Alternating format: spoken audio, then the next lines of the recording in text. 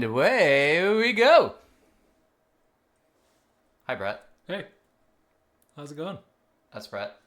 I'm Mitchell. Welcome to Real World Recovery. Number 8.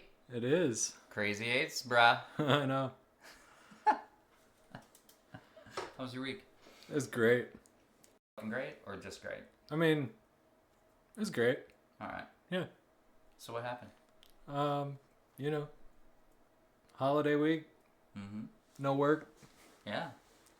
Did a lot of, reading and, stuff for the podcast. Figured out how to actually make it an actual podcast on YouTube. So that was exciting. Which is great. I'm excited about that.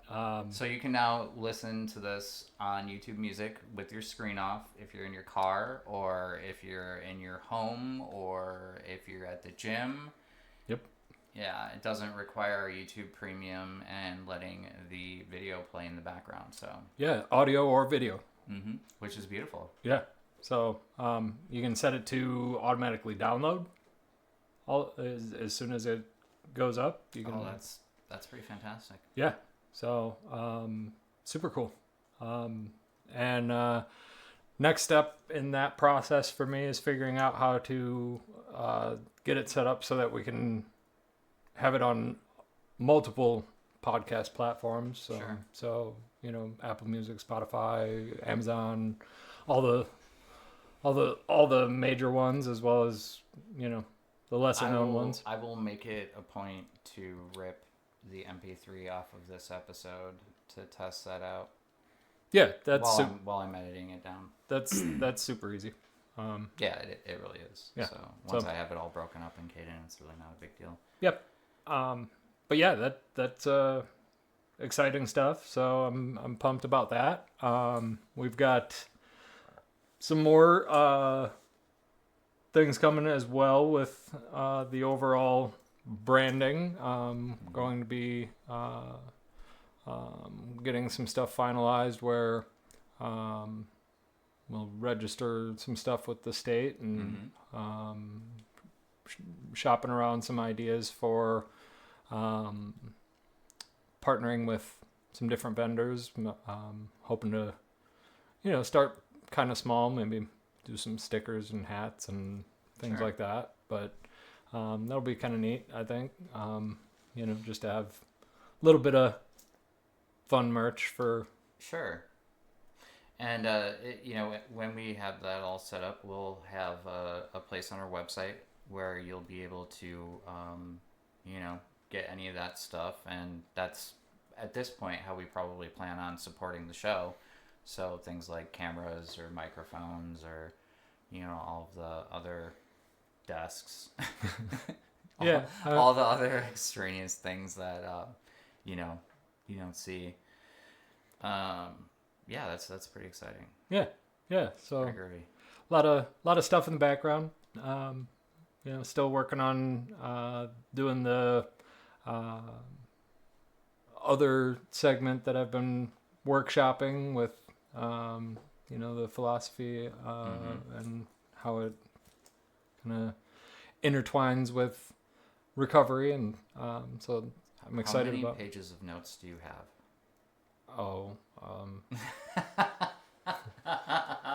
The fact that the answer started there is all I need to know.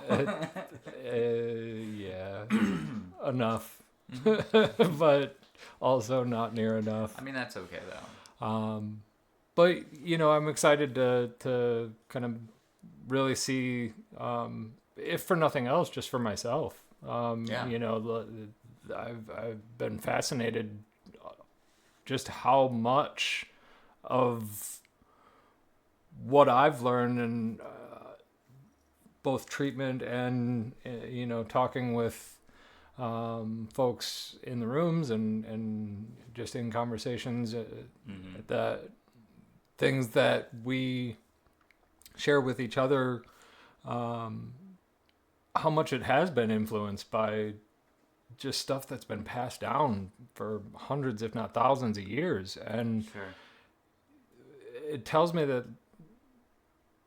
the human condition, like It hasn't changed. the We've the just problems that we have are on a day-to-day basis, fundamentally the same as they've ever been. we struggle with the same stuff Mm-hmm.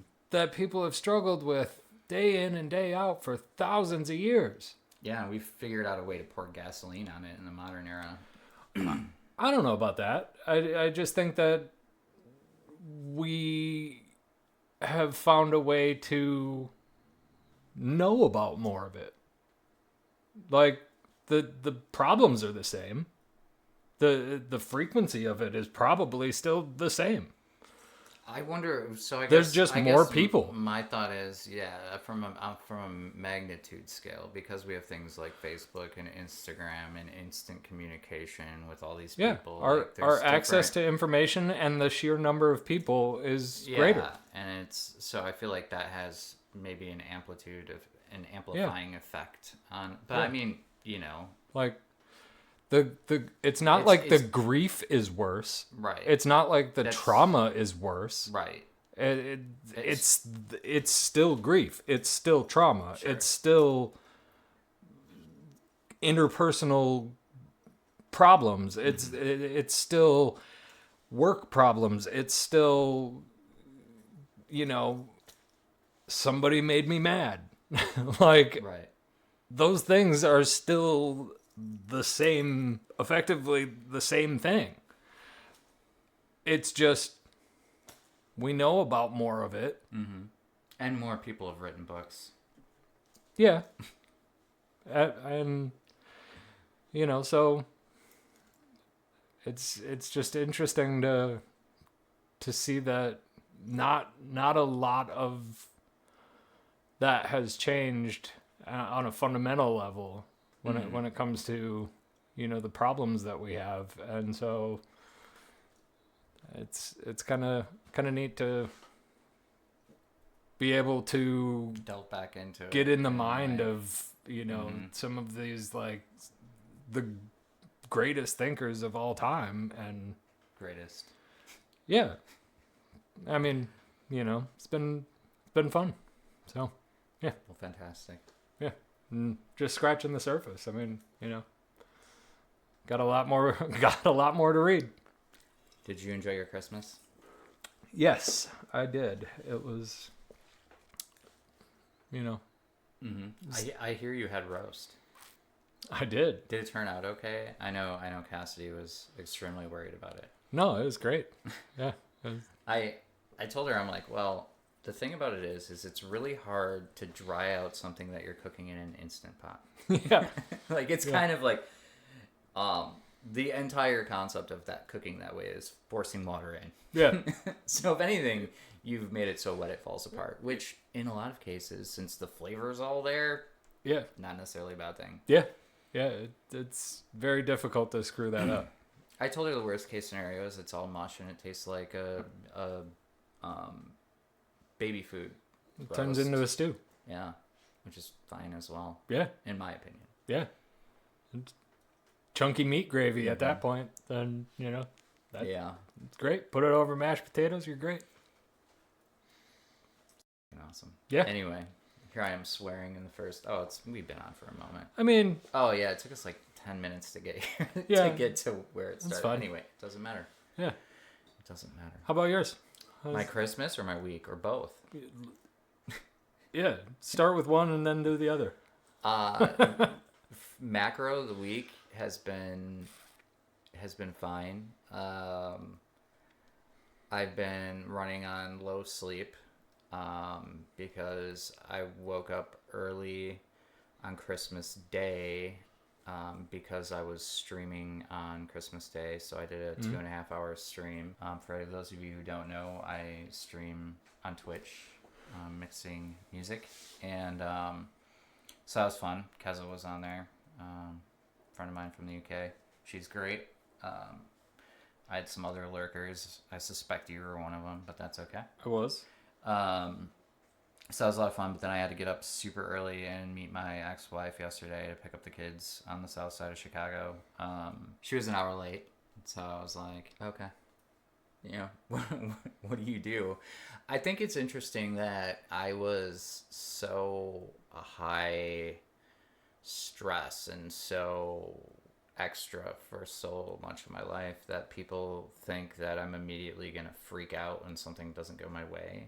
Mm. And I'm very much not necessarily like that anymore. Yeah. You know, like I might get all angsty and whiny, but like I don't get like, "Rah, screw you, la la la," you Yeah. know, because it's just not worth the energy. Yeah. I'd rather be a chill guy. Yep. That meme sucks. I'm sorry. It does. It's lame.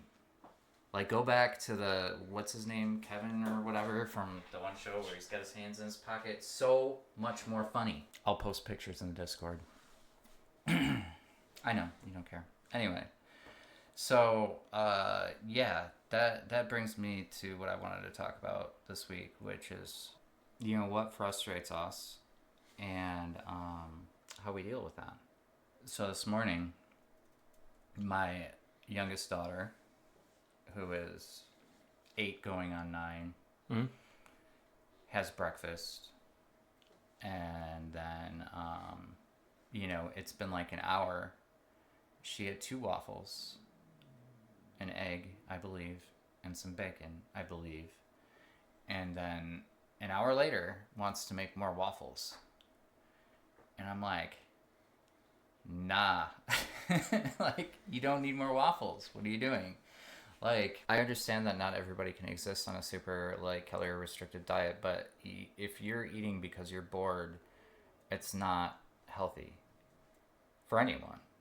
And I am trying to explain to her that it's like, okay, well, there's apples in the fridge, there's strawberries in the fridge, there is salad. If you are that hungry, eat some salad, eat an apple. I'm like, if you want to eat an apple or some strawberries, fine. You should drink some water too. When was the last time you drank any water? And she wanted to argue with me about it. And I'm like, you are 8 years old. I'm not gonna argue with you about whether or not you can have more waffles, because the answer is no. And then she's like, well, and I'm like, no, if you want to ask me again, this is my advice. Go into your room and ask the wall.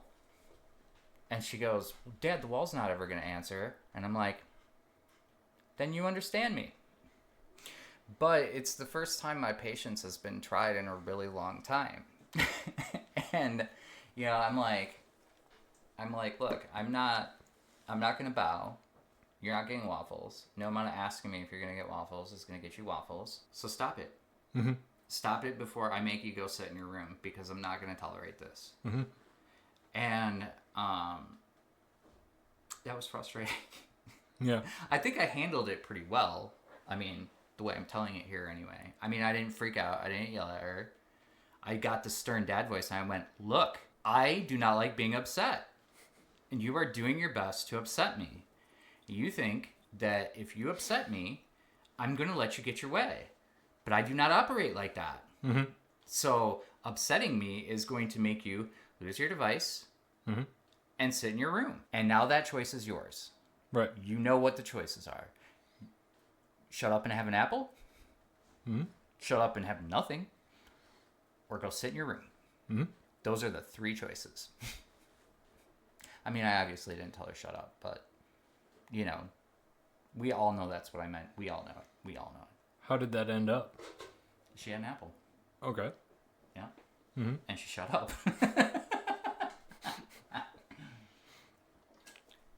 So, I mean, but it took a moment of being like, this is the power you have the power dynamic wrong in your head. Mm-hmm. You know what I mean? Like, if you're hungry, there are healthy options. You do not need more pancakes or more, like frozen Eggo waffles and syrup. Right. You just don't. Right. So, yeah, that was my frustration. Well, and, telling the story about her mom being late, it's like, was I frustrated? Sure, but what am I going to do? Right. I mean, the traffic yesterday was, like, so good.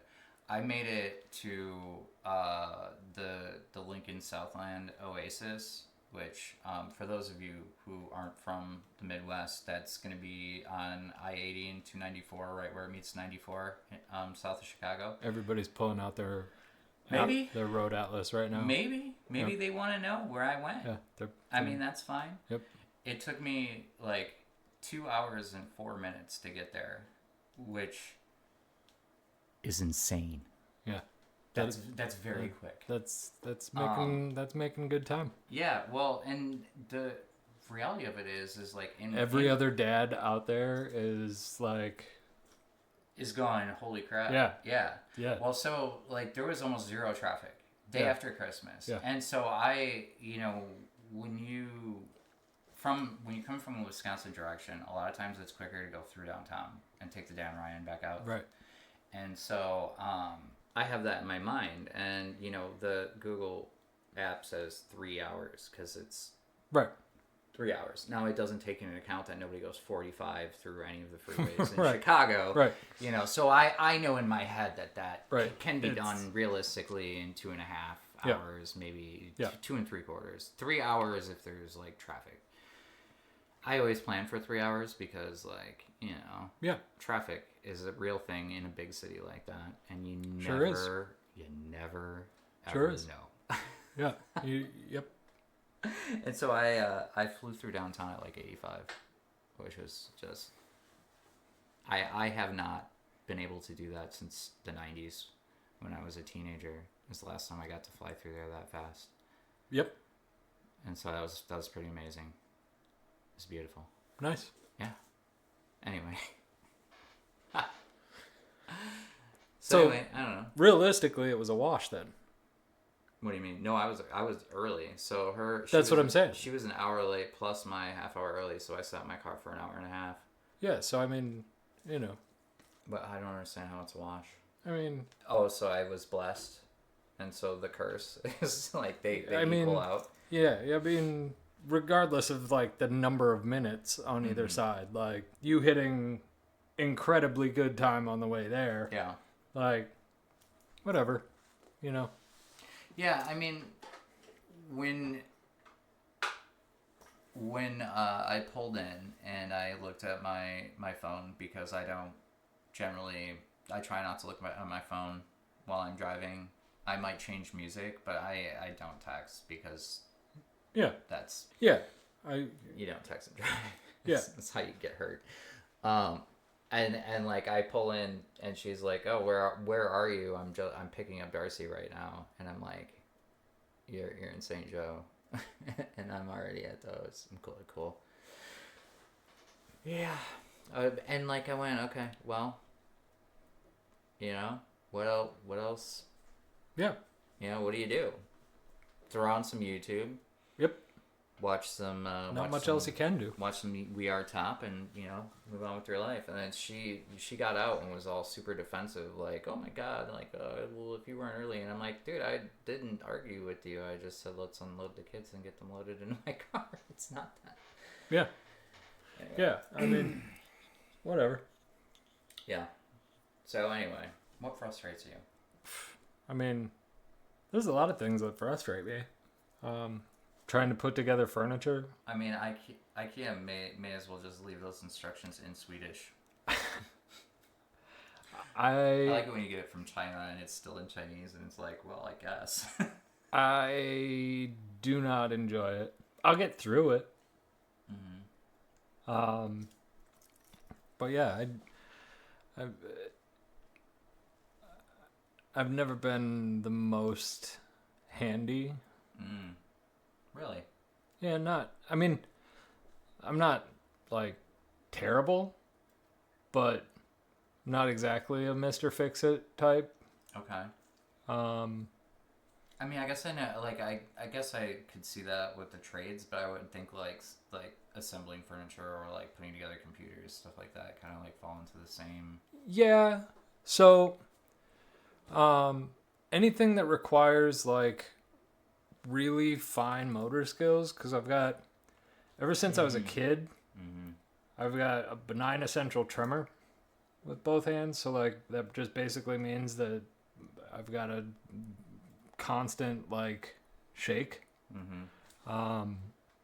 And naturally, anytime that I really am doing anything where I need my hands to not shake, that's shake when worse. they get Mm-hmm. more, they shake more. Right. So that gets frustrating. Yeah, I bet. Um, Do you think it's because your brain is sending more signals to it because you're trying to concentrate on a specific motion? I don't know. No idea. Basically, like, it's just always been that way. Even, like, when I was like, it didn't matter if I was, like, absolutely plastered or completely, like, straight faced, like, Mm-hmm. clear It eyed, never went sober. away even No. with use, you know? Yeah, it just was always, like, nothing made it better or worse. It just was always there. Except like, for concentrating on it. well, right.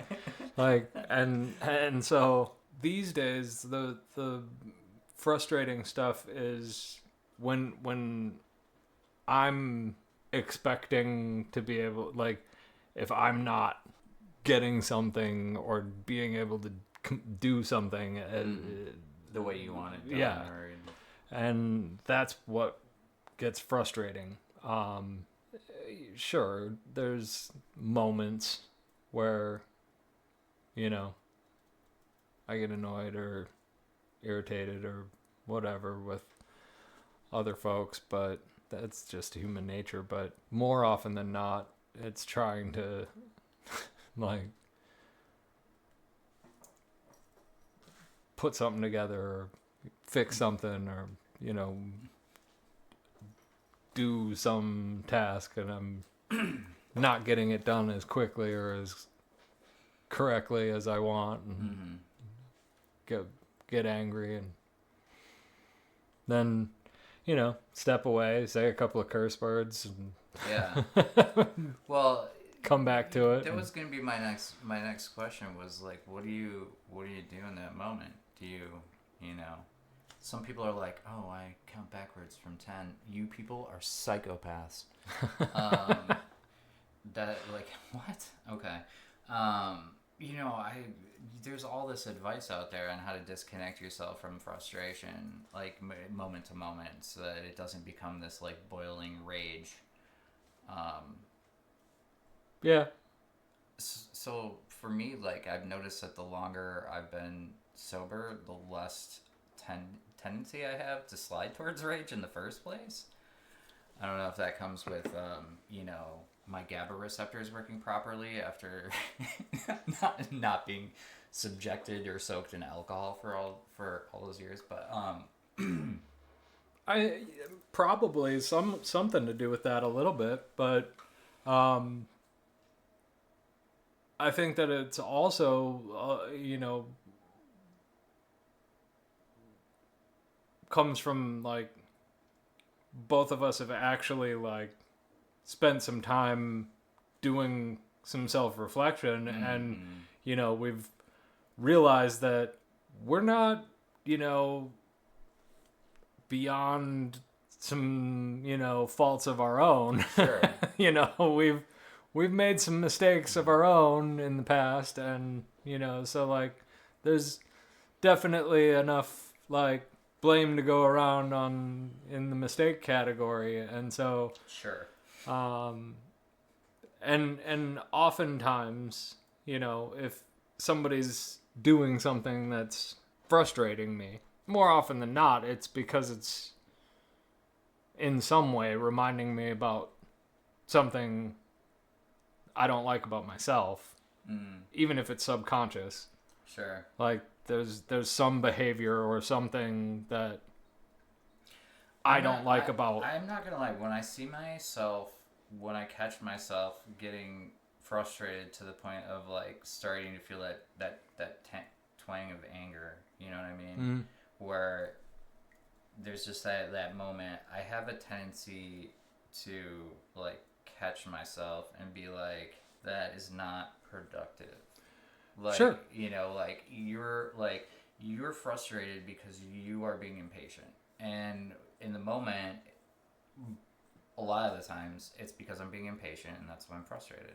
Yeah. And so learning how to step back and go, okay, your impatience is what's causing this. Like, you've completely made this up in your head now.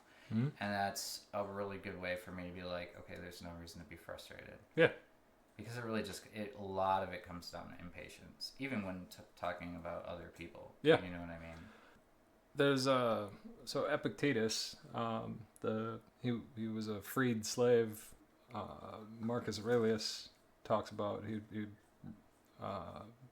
wrote discourses, and Marcus, his teacher, had a copy of discourses and loaned that to Marcus Aurelius. So Epictetus said, had this thing that he talked about. He said, if you have a cup of tea, Mm-hmm. and someone bumps into you and it spills your tea, you get angry at the person who bumped into you. That's misguided. The right way to think about it is the tea spilled because there was tea in the cup. Mm-hmm. Like, that's it. Like, it's hard to spill things out of an empty cup. That person didn't intentionally try to spill your tea. Yeah, I think that like that that kind of speaks to intentionality. It's a lot easier also to not be frustrated if you realize that there's no intentionality behind somebody's behavior, especially. And also said that anyone who is able to anger you becomes your master. Well, I mean, dude was a slave, so I mean. Well, there's an interesting story about him. So he saw that in the goings on in Rome, that all of these people were like wealthy people, like were trying to curry favor with like Caesar's cobbler, like the person making his sandals, and like like really like sucking up to these people just to try to like get closer to Caesar, and like really like trying to do favors for all of these people. And he realized that he was actually freer than those people, even though because sure, he didn't have control over what happened to his body as a slave, but these people were like voluntarily like giving up all of these things and giving up control to some guy making shoes just in hopes that they could like get in good with Caesar, right, that he would like be able to say something to Caesar on their behalf. And so like interesting perspective. And to be able to have that frame of mind of just like being able to keep focus on the things that he had control over, and just fascinating. And I know I've said it before, but like the Serenity Prayer gets traced all the way back to and credited back to him. Very, very interesting to read back on. And Serenity in general is interesting, like from a conceptual standpoint, because my entire life I couldn't understand what it was, because I had never experienced it, because I had lived at volume 11 and ran around like a chicken with my head cut off. Like, I didn't know what it was like to be peaceful and serene. Yeah. You know what I mean? So, like, especially I think for, new people who are just like trying to get their feet wet into some recovery, they're like, what does any of this even mean? Like, and I was no different. I'm like, what are you talking about? Serenity. Yeah. But I think that like lends right into like serenity in a way is the lack of frustration. Or not allowing Yourself to be, yeah, because the other thing that I think about when it comes to those frustrations and stuff is Marcus Aurelius. He talks about when you wake up in the morning, realize that, and actually I think I think I know right where it is. It's right towards the beginning when he opens. Yes. When you wake up in the morning, tell yourself, the people I deal with today will be meddling, ungrateful, arrogant, dishonest, jealous, and surly. They are like this because they can't tell good from evil. But I have seen the beauty of good and the ugliness of evil, and I have recognized that the wrongdoer has a nature related to my own, not of some blood or birth, but the same mind, and possessing a share of the divine. And so none of them can hurt me. No one can implicate me in ugliness, nor can I feel angry at my relative, or hate him. We were born to work together like feet, hands, and eyes, like two rows of teeth, upper and lower. To obstruct each other is unnatural. To feel anger at someone, to turn your back on him, these are obstructions. So he's basically telling himself, like, these people are going to piss me off today. Yeah. Well, and dude, what a beautiful set of adjectives he uses to describe those people. Yeah, but he's like, when I wake up today, yeah, people are gonna piss me off, but they're not doing it on purpose. Right. And in somebody else's world, he's doing it to them too. Yeah, he's like, but that doesn't change the fact that we all need to work together to survive. Yes, and to try to obstruct that is going against our nature. And causing needless frustration and angst. And I like the idea of I like the metaphor of teeth specifically. Yes, because they literally grind in order to work together. Like, in order for teeth to work properly, they're literally constantly. I didn't go there for that, but like I see what you're saying. I love that metaphor specifically because like teeth don't work if they're going in the same direction. That book specifically, it's like it was never meant to be published. Like those were just him writing to himself, like a diary of sort. Yeah, like him reminding himself of like telling himself like basically him like trying to keep his sanity as like Today tell yourself. Yeah. Self? Yeah. Don't get pissed off at all these meddling jerks. We've all been there though. There have been jobs or like situations where you are walking in the door like, oh my god. Yeah. Every one of these people, and yeah, you're like, yeah, let's do this. Yep. And it's anybody that tells you it's gonna be easy is trying to sell you something. I mean, maybe. It like that. Joke's on them. I don't have any money.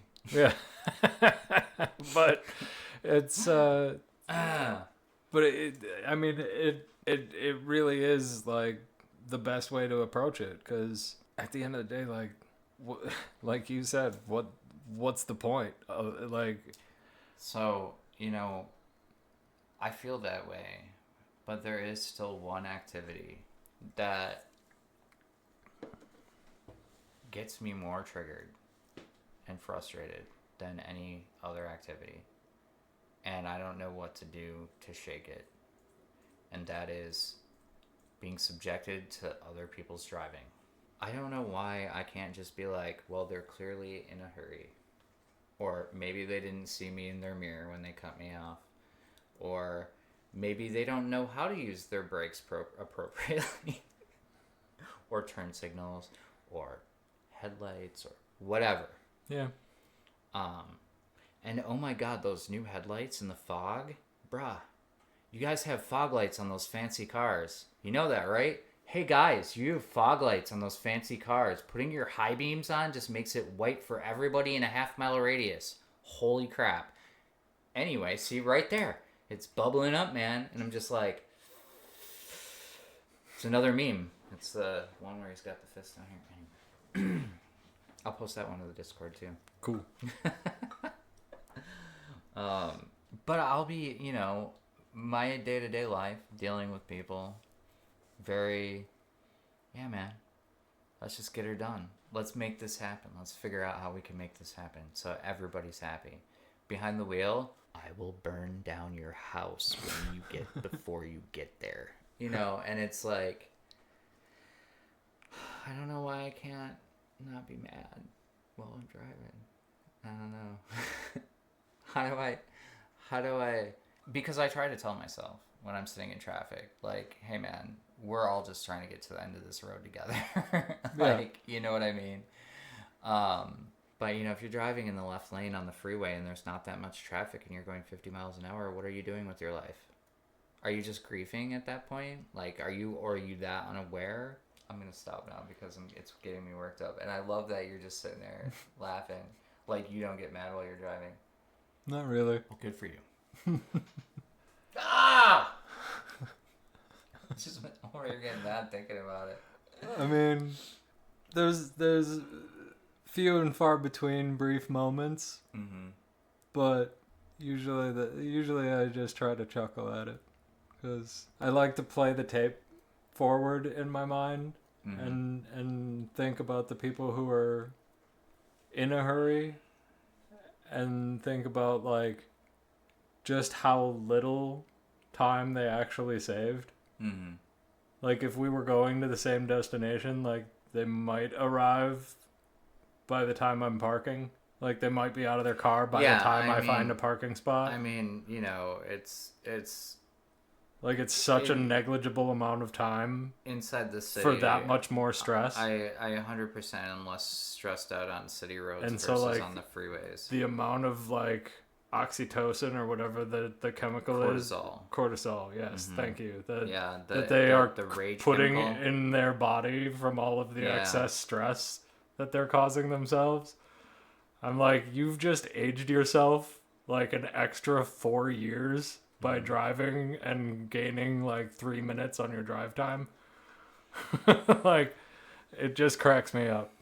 Like I try to, that's what I try to think about.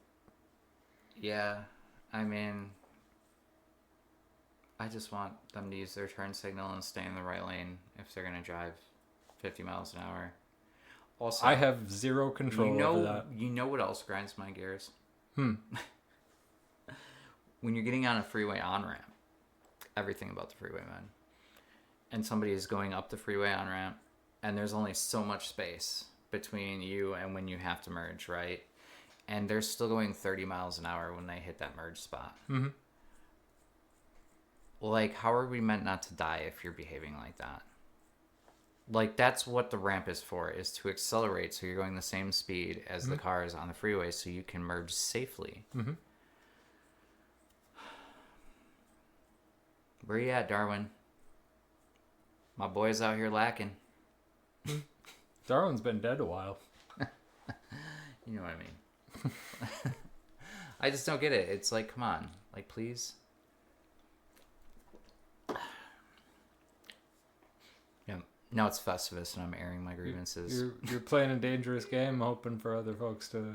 No, I'm hoping for them to get wise. I know. But it's outside your control, man. I know. Big old waste. Big old waste of energy. Do you know what's in my control? How you respond to it. My middle finger.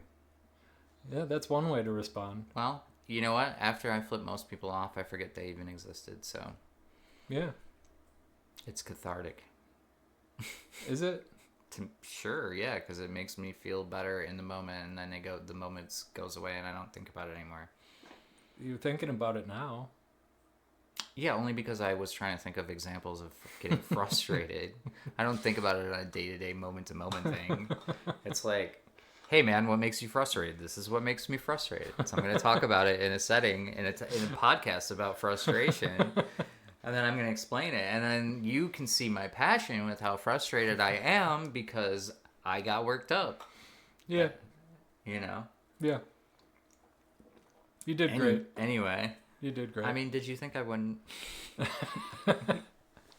I mean, the look on your face I had faith. the whole time is you know, Yeah. I know I'm doing it right. Yeah, it was... with the look on your face, you know.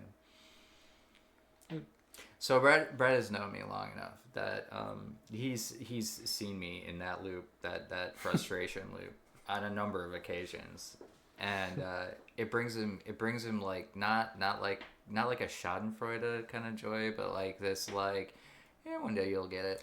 It's like it's you're doing it to yourself, and that's why it's funny. It's almost a scientific fascination. Like, I mean, it'll be okay. It will. It'll be okay. It will. Oh my gosh. So it doesn't surprise me that you're very stoic about frustration. Okay, let's talk about something that I know might frustrate you. Let me ask you this. So when you're playing a game, and you play a lot of like MMOs. You used to, not so much anymore. Okay. When you were playing MMOs, did you get frustrated with like squad mates if you were doing like a raiding situation? I don't know what game you were playing, but like, or like if you had to like cooperate in your space or you're part of a guild or whatever in one of these games, would you get frustrated with your teammates or your guild mates or stuff like that? It definitely would happen. Back in the day. So that happens a lot. And I think that's one of those things that happen where you kind of get caught up in the moment, and because of that separation from reality a little bit, where because it's happening in a video game, because I'm in a headset, and you know, you're only really connected through voice chat, you know, and or worse, actual type chat. And so I think that has a tendency to take away a bit of that human element. Sure. And I definitely was guilty of it before getting clean. You know, I played a lot of MMOs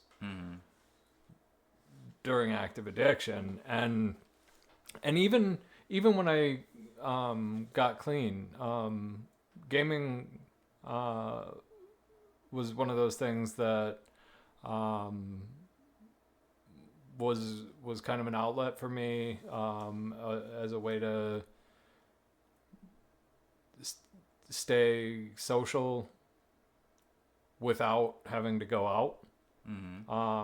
You know, I've got a good group of friends that I've gamed with online for a long time. Sure. That have known me through the thick and the thin. through all of the different versions of me, through multiple attempts at getting clean, and through, you know, substituting one for another, and, you know, all of the different whatever it looked like all through the years. And then, you know, when I got clean this last time and got out of treatment, and, you know, got back into gaming, playing with the same group, and over the years, you know, the numbers dwindled a bit as far as, I mean, people, you know, get married, have kids, real life happens. But back in the day, that definitely would occur, and, you know, there was a lot of trash talking and frustration, and but I think that it wasn't even with the group that I primarily played with, it wasn't so much directed at each other. It was usually our group hating on another group, and or like if we didn't quite have enough to fill a full team, would pull in some randoms. We'd all be in voice chat, and, you know, there'd be and then whoever else came in, randoms are the worst. and so we're all in voice chat. I mean, the randoms come in great. and aren't in voice chat with us, so we get frustrated with the randoms. We're talking trash in voice chat, but not yelling at them directly. We're just one of my favorite things talking behind their back. But to do in Fortnite Save the World is my sister and I play, and we'll get randoms in the very high levels, and it's like, how did you exist in the game to this point? Like, your skill level does not match the skill level that it should take to get this far. All you did is grind your way up here. You don't know what you're doing. Or they hired somebody. Yeah, and or they bought their account or whatever, and Right. I'll switch it on game chat and then just talk smack like I don't know they can hear me. Yeah. I mean that. It needs to be. But I mean, a lot of that I think kind of comes with the territory. To a certain extent, that's just video gaming. Yeah, it's online gaming. To a certain extent, Right.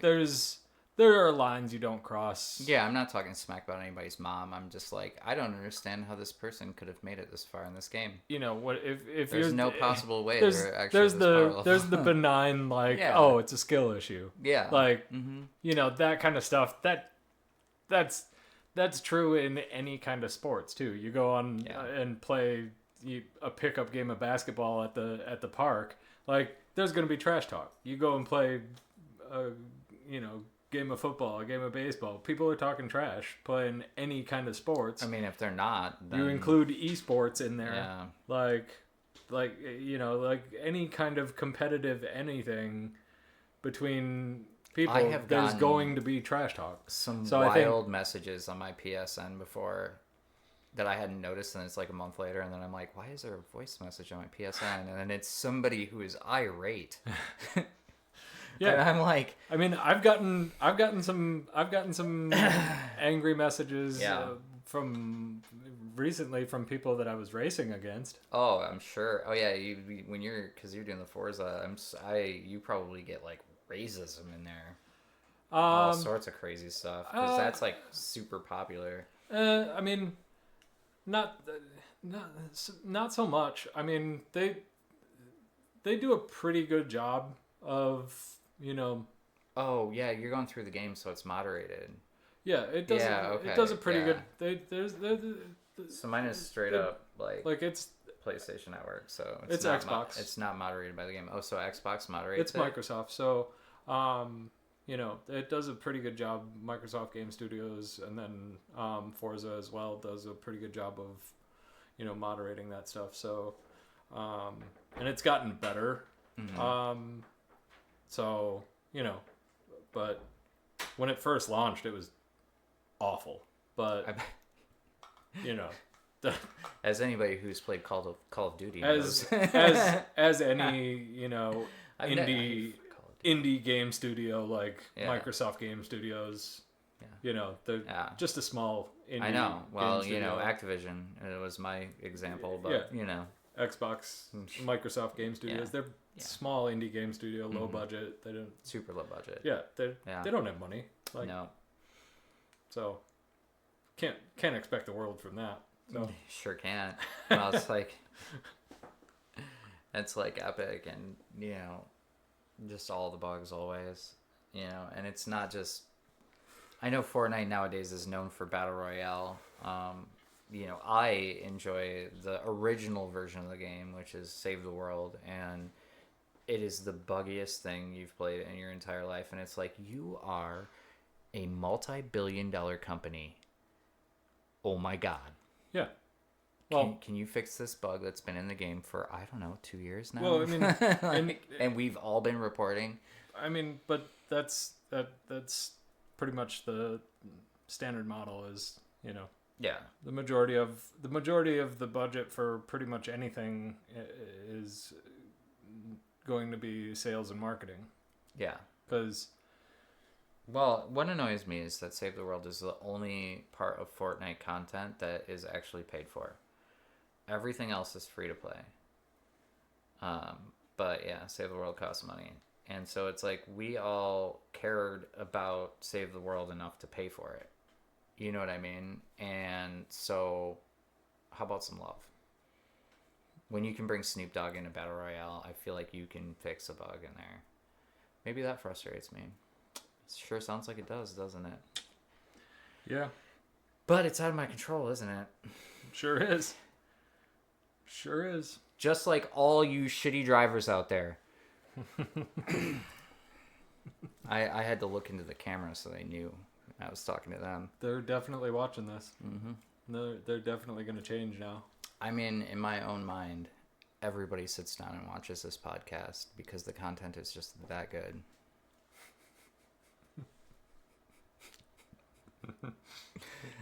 I mean, you know, it's keeping us sane. Yeah. So, you know, it's doing that. Yeah, man. Saving my life. One guffaw at a time. Yeah. So what else frustrates you? There's got to be something. There's all sorts of things. Yeah. Yeah. Is there anything about the grocery store that frustrates you? About the grocery store? Or shopping in general? Shopping in general? I don't know. I don't really like do a lot of shopping. Like I don't shop as like a hobby. Mm. If I Do you need do something, do you do your groceries online, or do you just run down to the festival or whatever? we go when we need stuff. Like, Mm. and yeah, I mean we've got Yeah, festival's like 6 blocks from here. yeah. Do you order it online though? No, No. we'll Okay. just pop in, you know, Okay. when we need something. Yeah. I don't know. I'm at Aldi like 4 times a week. Yeah. Which might seem excessive, but I feel like if I got more than what I get, like when I'm in there, then I've lived downtown for so long that I don't remember the last time I wasn't within walking distance of a grocery store or I mean, Madison is cool like that, where there's a grocery store that you can walk to downtown. Not all the neighborhoods here are like that, though. no, and that's true, but like I have pretty much always been intentional about Moving somewhere where I've lived Yeah. until very recently. I haven't had a car for like on purpose for a very long time. Yeah. I mean, you didn't need it. I didn't need it because Yeah. I was very intentional about where I lived. Yeah. And you know, that way I could walk to the store, get what I needed, walk back with the couple of bags of things that I had. Mm-hmm. And if that meant I went to the grocery store every couple of days, fine. Yeah. Like, and Aldi's a little bit of a hike for me, but it's like in a justifiable loop with the gym. Do you know what I mean? So it's like I can, you know, and like I'm gonna hit up Aldi today when I leave here because like I'm going past it on the way to the gym from here. So right. You know, it's I've been meaning to go there more. Yeah, now that you guys have a car. Yeah. And you know, there's some things that like it doesn't matter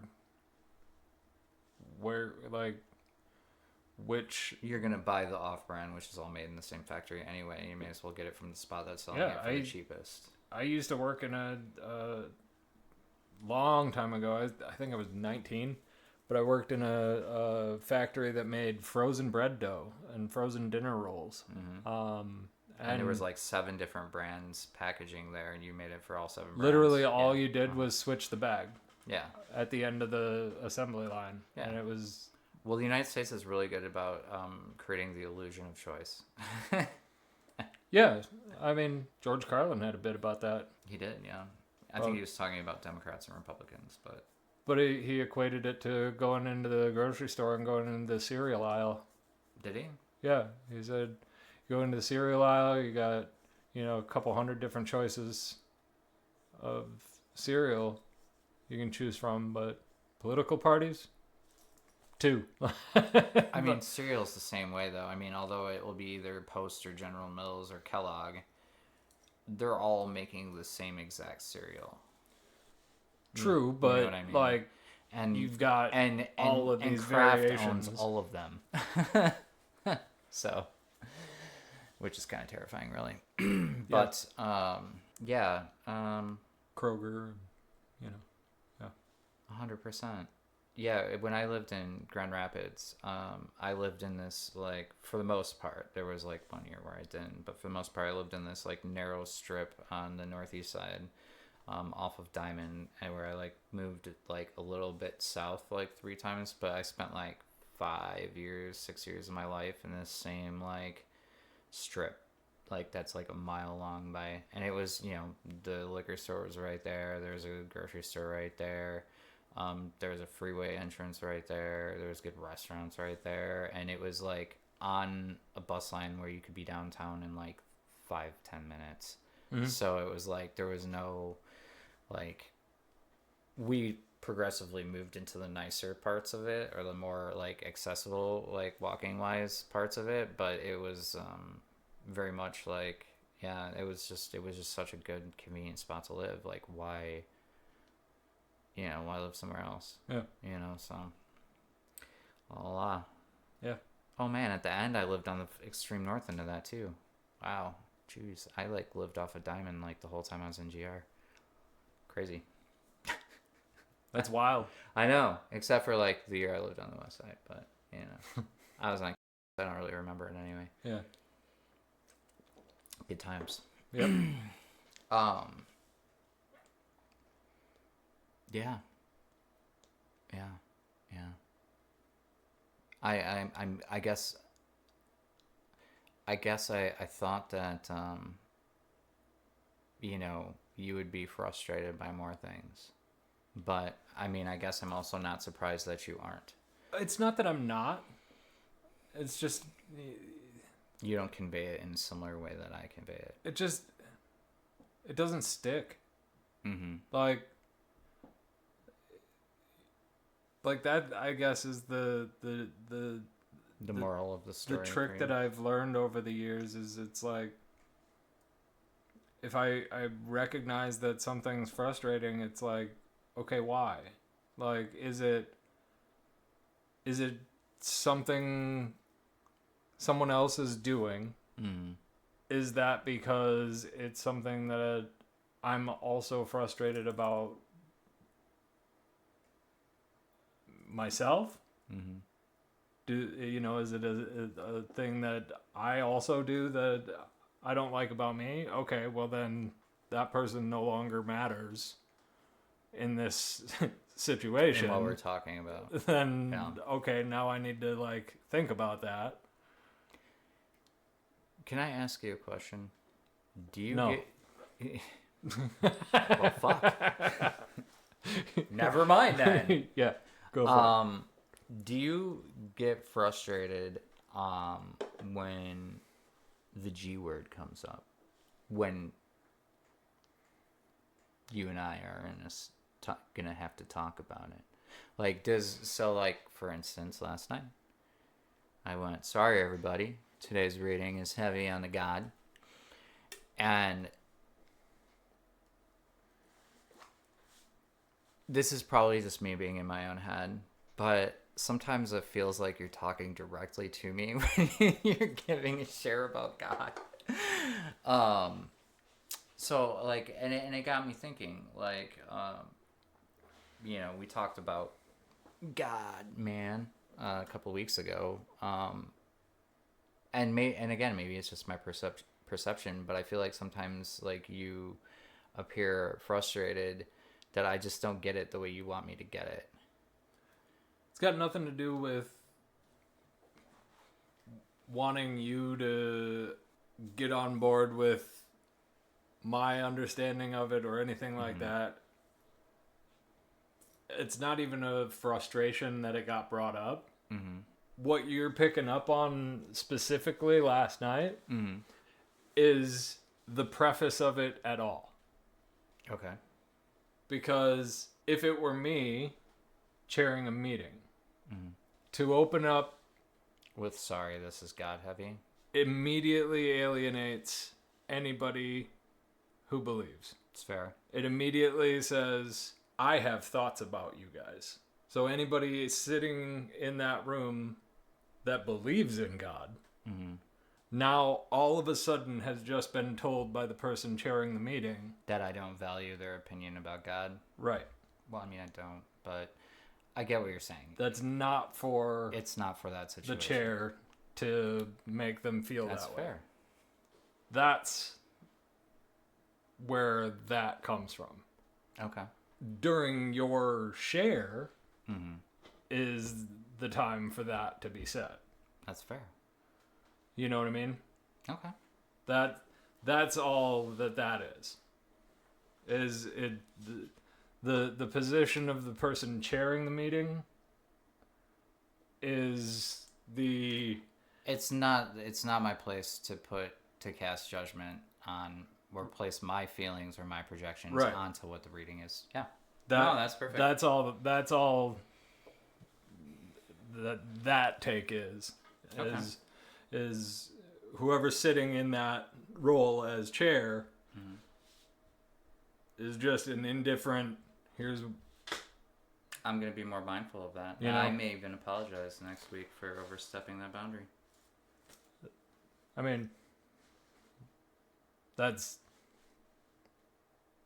for you to process, but Well, but good. Now I know why. but you know So- that's all it is you know, because I you know, I just think if I'm somebody sitting there as a person who fully wants to read that as, Right. you know, and then has somebody that,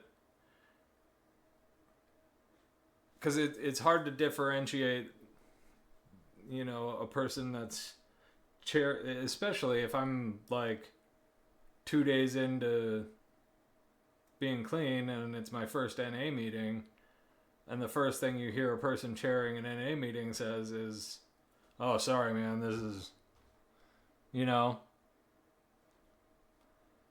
as somebody that believes in God, that might turn them off. Sure. And that's the opposite of the attraction rather than promotion, you know? Mhm. So, that's all. You know. And then when it comes around and you're like, Man, fuck God. now it's my turn to share.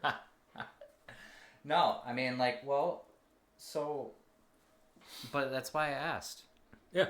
You know, because I feel like I can sometimes visibly see frustration on you. And so, like,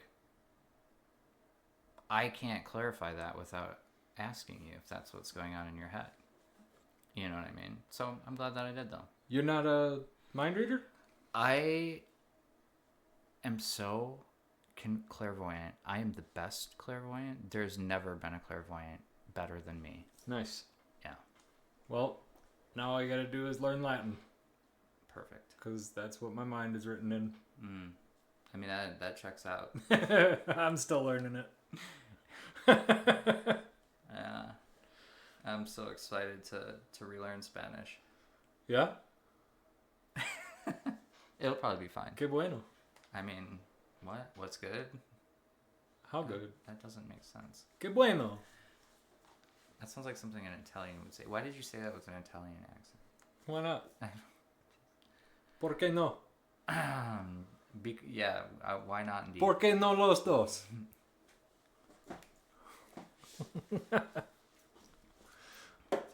Anyway. We're gonna turn this into the Spanish hour here. Yeah, I'm not down because I can't keep up. Alright. Are you fluent? No. Oh. No. I thought you were just gonna start speaking. Kitchen fluent. Yeah, well, yeah, and I'm like, paint crew fluent, so My favorite turns thing, out that's not fluent enough. my favorite thing I ever learned though in Spanish was como se dice, which is just how do you say. Mm-hmm. And then all I had to do was know somebody that knew how to say it, and I could just como se dice, como se dice, como se dice. Yeah. I learned how to say a whole lot more. I mean, my favorite Spanish phrase was always "Donde está el pollo?" You know, also from the kitchen, but hey, is what it is. Be kind of fun to put that on a hat. Anyway. Yeah. Did you have a word this week? A word? Yeah, you remember last week when I was like, I think that we should share a word, a cool word that we find interesting. Yeah, and then you did that same thing, and then you just didn't have one, and I said that's fine. I don't. Nothing came to mind Mm-hmm. just now. So I had thoughts on a number of them, but I didn't think that my insecurity made me believe that there had to be a better word out there. And so I thought it would be fun to check the Merriam-Webster word of the day, and it turns out it's fantastic. So I'm going to share that. I want to say it's ebullient. Ebullient.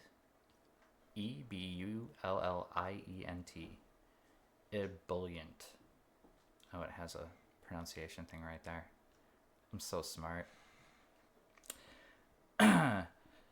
Someone or something is appealingly lively and enthusiastic. Yeah. All right. Yeah. So, in a sentence, Akua's ebullient personality made her the life of the party. Nice. I think that's fantastic. I'm gonna try to use that word in my existence this next week with my children, because I know they won't know what it is, because I didn't know what it was until I saw it today. Dig it. Yeah, I think it'd be fun to expand our vocabulary every week. Yeah. You know, just think about the fact that we could make it to like 200 episodes, right? Be doing this for like 5-6 years, right? Yeah. And then, all of a sudden, you know, we appear even more smart than we are. You know, on paper when we're writing things out. Mostly, I want to do it because I'm gonna have to start writing papers. Yeah. And there's this thing out there today called ChatGPT. You may have heard of it. I have. Yeah. And so apparently you can prompt it, and it will bloviate at great length on the subject. It will. And college students use that to cheat and have it write papers for them. And so this is what happens is now OpenAI sells schools this fun piece of software that checks to see if it's possible that ChatGPT wrote it. Which of course they do. Why wouldn't they create a program and then create the program to check to see if the program was used? I mean, it makes sense. This is capitalism at its finest, by the way. My thought is I would like my vocabulary to be large enough that it can't possibly appear to be AI. Now, I don't know if that's possible. I don't know what that looks like. But my very real concern is that because of the way large language models work, it is entirely possible for you to write a paper that AI has already written. And that's terrifying when I'm trying to get a 4.0. You know what I mean? I suppose I should have shared that on our fear episode a couple weeks ago. But it hadn't occurred to me until the other day. I mean, I don't think you got anything to worry about. Probably not. I mean, look at the types of people who have degrees and are in Congress. Just write your own papers. Yeah, I mean, I will. Because otherwise, I mean, there's no point to going. And this is a whole nother episode, but I think that the whole discouraging use of large language models is a little foolhardy. Relying fully on it, yeah, I mean, is equally foolish. But yeah, they utilizing it for certain tasks and things that are just otherwise mundane and time consuming, absolutely useful. Having it write things that, yes, I could absolutely write, but would take me 10 times as long, great. Sure. So, uh, and as long as everything I've used it for, I then go back through, I read it, you have to. and make sure that it didn't sounds hallucinate. the way that I want. It makes sense, and then I will fine tune it. I'll tweak it, edit it, and change some things up, and then use the actual final draft that I want. But the heavy lifting, it will do, 80-85% of the stuff is fine. And that saves a lot of time, So, I don't know. I think there's a lot of benefits to, and I'm big on automation and I know. that stuff. So like, whatever I can automate, Yeah. get it off of my plate. Like, Saves more room for that delicious roast. but here's the thing, man. Like, we so often are so focused on like wanting to like save money, right? Like, we're so like, oh, like I want to save $50 on this or save $100 on that or whatever, right? Save 15% by switching to Geico. But like, if somebody's gonna steal an hour of my time, we don't think twice about it. We don't bat an eyelash about it. But that's the one thing you can't get back. Yeah. Like, I don't know, man. Like, Seneca said, it's not that life is so short, it's that we waste so much of it. So, I don't know. Mm-hmm. So I guess, is your argument for or against using AI to do your college work? Not doing it entirely.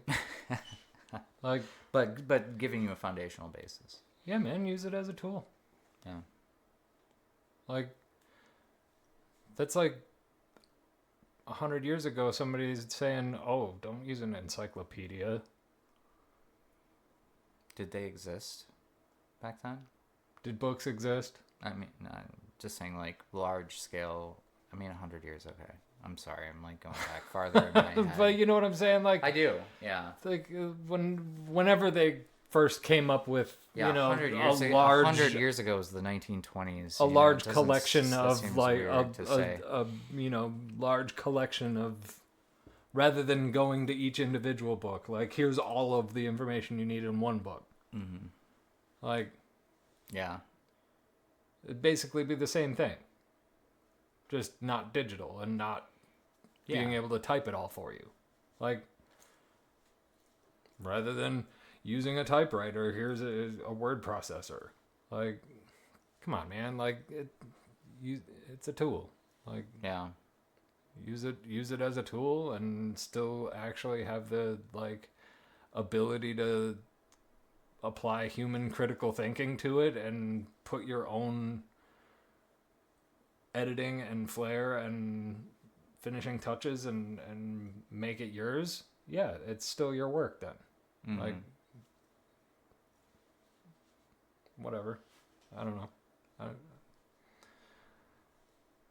The future's coming whether we want it or not. So yeah, that's fair.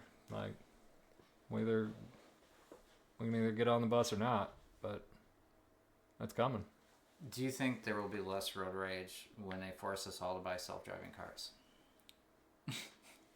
That was totally rhetorical. That's totally rhetorical. Because they can't fucking make me.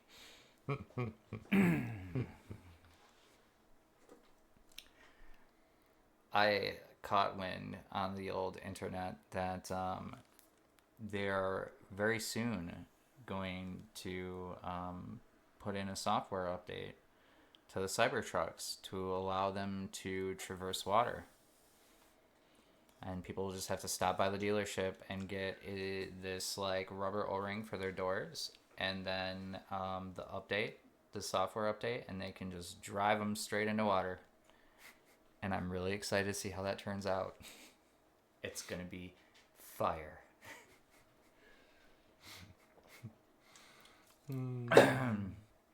Because anyone who would own a Cybertruck would drive it into water.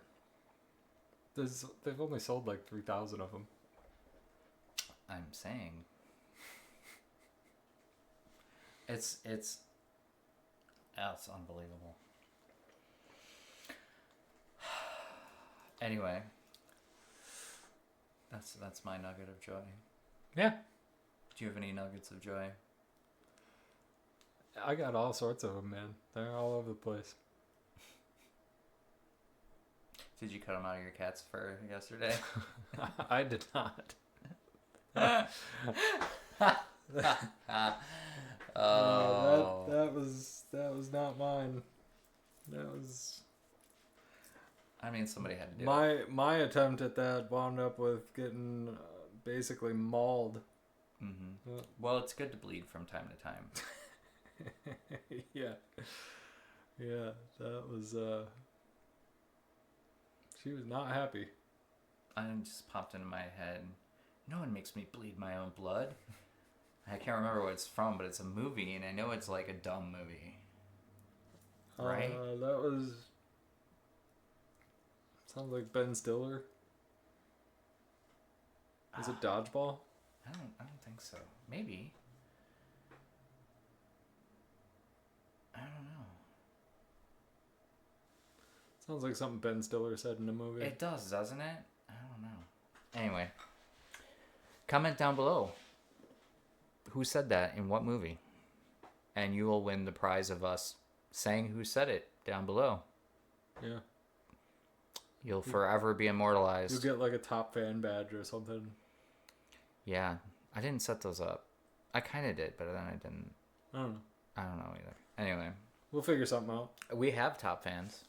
We do. Not to be confused with OnlyFans. Nope. Yeah, which again, I don't have the appropriate apron for. So there's a page for folks who are really big into desserts. OnlyFans. I thought it was gonna be just desserts. No. Dang. Both valid. Yeah. Oh, we're so punny. Yeah. Yeah. Anyway. Or stovetop cooking. OnlyPans. What do you got this week? What are you doing for New Year's? No plans. No plans. I have this reservation at the health club for me and my children and my brother and sister-in-law. They will have their kids there as well. They're inflating bouncy houses on the indoor soccer field or in the gym. I don't know where. And then, it's just like hang out with your kids, activities and all that fun stuff. Not excited. I'm excited for the kids, but that's just so not my jam. You know what I mean? I was like, can I like work out while they're doing all this? Do I have to like be right there? You know what I mean? Like, Dad's up there on the bench. Don't mind him. That iron ain't gonna pump itself. But yeah, no, I'll probably have to sit at a table while there are probably literally 100 children running around in circles around me. So it's a lot like going to a New Year's Eve rave. Yeah. It'll be very similar. Sounds about right. The amount of chaos, the screaming, people wearing far less clothes than they should be, crapped pants, sweatiness. Anyway, so I think what I'm gonna do is I'm gonna take that book that you gave me, the other day, and I'm going to sit at a table and read the book with enough of a scowl that literally everyone but my children leave me alone. That's my plan. Sweet. Yeah. So, when you're getting out of rehab, they're like, you need to have a plan for, if you think you're going to use or if you're feeling a certain way. And that's my plan to mitigate anxiety and, just have to be somewhere where I don't feel comfortable at all.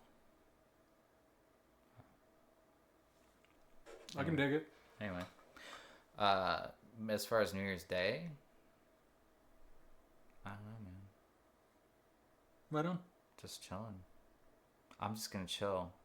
I have zero responsibility except to hang out with my kids until not this Sunday, but the following Sunday.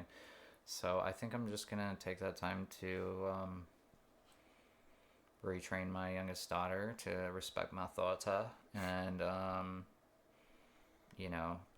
Darcy has her permit, so I think I'm gonna take the oldest driving. There you go. Yeah, I think that will be interesting and fun. Mm-hmm. Mm-hmm. You can teach her how to merge onto a freeway. I have been spending every moment I'm in the car with her for the last 3 years explaining how to drive. And she used to glass over and be like, man, it doesn't matter. But now she's like attentive. She's like, okay. And I was like, so we're flying down 294, and unfortunately on the way back I could not go as fast as I went on the way there. One, I have my kids in the car, so it's irresponsible to go 85 miles an hour in traffic. But there was a spot where we were going, and then I spotted one of the undercovers, and I told her that thing that you told me. And I believe I saw it on the internet somewhere where it's like, if you see an Explorer out there and it doesn't have a roof rack, it's a cop, because every civilian Ford Explorer, every single one, has a roof rack. Every single one. And so there's an Explorer with no roof rack, and they're riding the middle lane, speeding, but they're not going 85, 90 miles an hour like those of us in the left lane are doing, right? Well, 80. I was going 80. And so I'm like, Darcy, since you're going to be a teenage driver, do you know behind black people, the second biggest group of people pulled over by police? Teenagers. Yep. And so I'm going to teach you how to spot an undercover. And I went, look around us. Which car could be an undercover cop car? And so she looks around, and she's looking around. And mind you, like, the whole left lane is slowed down to keep pace with it at this point. You know what I mean? So, like, everybody knows. And she's like, I don't know. Like, I don't know what they drive. And I'm like, oh, no, my sweet child. You have to know what the police drive. You have to know what they look like. I mean, otherwise, they'll catch you by surprise. And that's their entire job in the modern age, is to catch you by surprise. That's why every police department is all unmarked cars now. Like, Madison has marked cars, but it's because, like, I'm pretty sure the law in Madison is that they have to be marked, but I could be wrong. I was like, okay, so it's that Explorer, like, right there. And I'm like, and this is how you can tell. And I, like... So there's another way when you're close up on them, is they have the strobe lights left and right of the license plate as well. So it will be like a bar like that big on each side, and so there's strobes there, and then there's no roof rack. And she's like, oh my god. And I'm like, look at the license plate now that we're closer. And she's like, oh yeah, it's got a star on it. And I'm like, yeah. I'm like, that's why everybody slowed down. That's why nobody's like itching to go super fast. And I'm like, being able to spot them from a distance will allow you to back off your accelerator, or to stop doing whatever you're doing. If you're don't be on your phone, but if you're going to be on your phone, it's illegal in most places. Don't, it gives you a second to put it down. You have to have awareness. Like, I'm like, driving is only 10% skill. 90% of driving is being aware of your surroundings. as aware as you can be of what's going on around you. Because if you're aware of what's going on around you, even with mediocre skill, you can avoid ruining your life, your day, your car, whatever. You know what I mean? Mm-hmm. So I keep trying to, be like, look, dude, you know, your old man hasn't been in an accident since 2005. Maybe he knows a thing or two. And to be fair, that accident, I was 0.375. So, I mean, I probably wouldn't have gotten into it if I wasn't, like, blackout, drunk, falling asleep behind the wheel. Maybe. Maybe not. I probably would not have been in a stolen vehicle if I wasn't drunk. Maybe. Maybe not. We'll never know, will we? Although, I'll tell you this. I have stolen 100% less vehicles not being drunk. So, Yeah. Yep. Yeah. Of the 3 vehicles I've stolen, all 3 I was drunk. So, haven't done it sober, not once. Huh. Yeah, imagine that. Weird. I know. I don't make the decision to steal somebody's vehicle to go somewhere, like go get more beer. Yeah. Yeah. It doesn't It seem like doesn't seem to be a thing that happens. doesn't seem like as good of an option. Mm-hmm. Anyway, Another one in the books. another one in the books. Yeah. Mm-hmm. Well, if you have sat this long with us, If you've enjoyed this hour and a half of your life, that hopefully you don't feel like was stolen. No refunds. Yeah. If you want to give us a like, We would appreciate it. Subscribe if you haven't already. If you would like YouTube to harass you every time we create new content, hit the notification bell. If you think somebody else would like this, Yeah, share it. Why don't you share it with them? Comment down below what you think we should talk about going forward, or what you thought was pertinent, what frustrates you, whatever you're feeling, good, bad, or otherwise. Get on our Discord. I have said this before, and I will say it again. There is no such thing as bad interaction in the comments section on YouTube, and I'll explain that real quick. Basically, if you interact with it, it tells YouTube that people want to interact with it. So even if it's talking smack, it'll say, hey, this other person talks smack over here. Maybe they'll like to talk smack about this. And it's really weird that it works that way, but it totally does. Mm-hmm. So, do with that what you may. Yeah. Yeah. Well, Merry fucking Christmas, everybody. I hope you have a Happy New Year, and we'll see you next week. Yeah. All right. It'll happen. Bye.